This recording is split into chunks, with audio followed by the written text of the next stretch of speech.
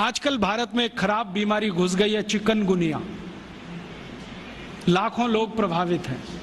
मैं 6 महीने से गांव-गांव घूम के उसका इलाज कर रहा हूं और आपको सुनकर ताज्जुब होगा, ज्यादा लोगों को इलाज में मैं एक ही बात बताता हूं, तुलसी का काढ़ा पी लो, नीम की गिलोय होती है ना, उसको भी उसमें डाल लो, थोड़ा सूंठ डाल लो, थोड़ी छोटी पीपर डाल लो, बस ये 4-5 चीजें, और थोड़ा गुड़ डाल लो क्योंकि ये कड़वा इतना है कि पी नहीं पाओगे।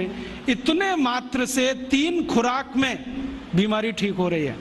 और जो एलोपैथी से कर रहे हैं ना, बोवेरॉन के 3-3 इंजेक्शन ठोक दो, डाइक्लोफेनेक दे दो और पैरासीटामोल भी दे दो, जो तुम्हारे पास है सब दे दो।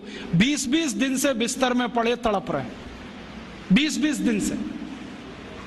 अभी आज मैं आया भीलवाड़ा से, और आने का देरी का कारण भी यही है कि वहां 1 लाख लोग चिकनगुनिया से पीड़ित हैं। वहां डॉक्टर आते हैं, राजीव भाई जरा बताओ ना। मैंने कहा अपना इंजेक्शन खुद क्यों नहीं ठोक लेते? कहते हमें मालूम है इसके साइड इफेक्ट क्या है, तो पेशेंट को क्यों नहीं बताते? इतने हरामखोर हो, तुम्हें मालूम है कि इसका साइड इफेक्ट क्या है? वोवेरॉन लगाएंगे तो क्या होने वाला है? मुंह में छाले हो जाएंगे, गले में छाले हो जाएंगे, अल्सर भी हो सकता है, तुम जानते हो, फिर पेशेंट को क्यों नहीं बताते? ये हरामखोरी तुम में कहां से आ गई? अपने को इंजेक्शन ठोकोगे नहीं, उसको ठोकते जाओ, तुम्हें मालूम नहीं है ठीक नहीं होगा। फिर पैरासीटामोल देते जाओ, डाइक्लोफेनेक देते जाओ, नोवलजिन के इंजेक्शन लगाते जाओ, और दुर्भाग्य से एलोपैथी ने ये सब नाम 20 साल पहले बैन कर दिए।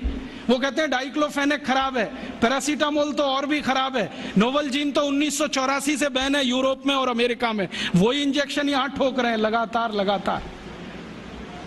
दुष्परिणाम है कि मरीज ठीक ही नहीं हो रहे। और मैं आपको मेरा अपना तजुर्बा बताता हूं। आप में से कुछ विद्यार्थी होम्योपैथी के हैं, आप जानते हैं कि होम्योपैथी की बहुत सारी दवाएं आयुर्वेद से ही निकली। तुलसी है ना, उसी से ओसीमम है। ओसीमम की 3-3 खुराक देके कर्नाटक में 70,000 रोगियों को चलता कर दिया, और वो 20-20 दिन से एलोपैथी खा रहे थे, रिजल्ट नहीं आ रहा है।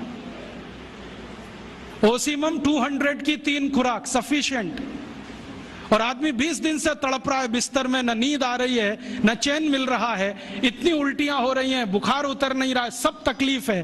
3 डोज दो, खत्म कहानी। मैंने उसको फिर कुछ जरूरत ही नहीं। और फिर आज स्थिति यह है कि कर्नाटक सरकार ने हमारे ये कैंपों के रिजल्ट देखने के बाद अपने डायरेक्टर्स और ज्वाइंट डायरेक्टर सबको लाइन से लगा दिया, जाओ राजीव दीक्षित के पास, सीखो उससे वो क्या दे रहा है और रिजल्ट क्यों आ रहे हैं। हमने 70,000 पेशेंट को दवा दी, 6 मरे, और उन्होंने 1,22,000 को दी, उसमें से मुश्किल से 6 बचे। ये कर्नाटक का हाल है। कर्नाटक में चिकनगुनिया इतना बुरी तरह से फैला है, कोई गांव नहीं बचा जहां चिकनगुनिया ना हो। मेरी तो स्थिति यह है कि कार्यकर्ता कम पड़ गए, डॉक्टर कम पड़ गए। अगर मेरे पास 1,000-2,000 डॉक्टर होते तो हम कर्नाटक के उन लाखों लोगों को बचा लेते जो मर गए पिछले 6 महीने। महाराष्ट्र में भी यही है। रिजल्ट मिलते हैं उन दवाओं से, तो भरोसा क्यों नहीं करें उनके ऊपर?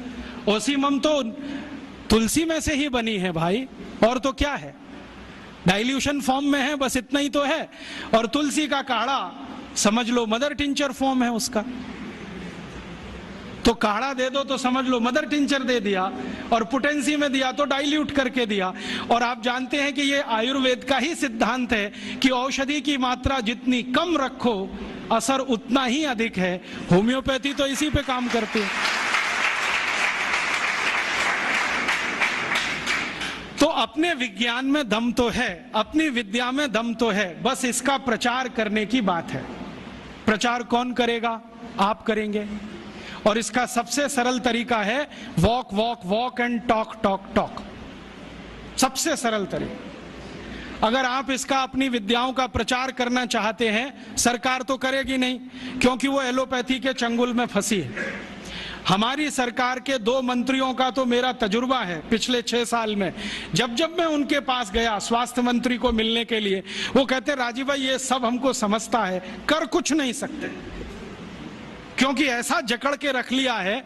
तो मैंने कहा इसमें आग तो लगा सकते हो, आग ही लगा दो, हनुमान जी की तरह से रावण की लंका एक बार जल जाए, कम से कम कहानी तो खत्म हो जाए। तो कहते हैं उतनी हिम्मत अभी तक नहीं आई है, आ जाएगी तो वो भी लगा देंगे। तो उनमें तो आने से रही, क्योंकि वो तो फंसे हैं अपने स्वार्थ में।